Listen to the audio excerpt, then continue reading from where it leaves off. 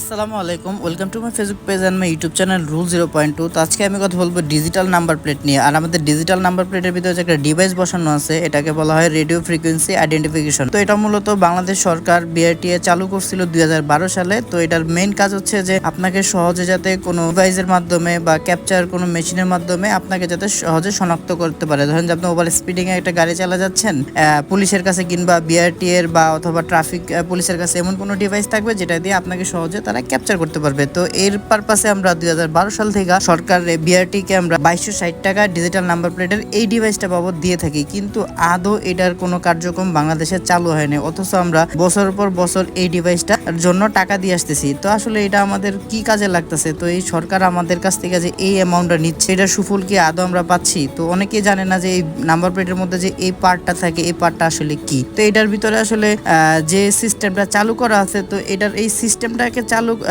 Capture করার জন্য যে ডিভাইসটা দরকার ট্রাফিক পুলিশদের হাতে, তাদের কাছে সরকার এখন হস্তান্তর করতে পারে নাই, কিন্তু শুধু আমরা টাকা দিয়ে দীর্ঘদিন যাবত এটা নিয়ে আসতেছি। তো আসলে এটা খুবই দুঃখজনক বিষয় যে এত বছর যাবত একটা সিস্টেম সরকার চালু করছে, বাট এটা ক্যাপচার করার মতো মেশিন তারা এখনো আনতে পারে নাই বাংলাদেশে।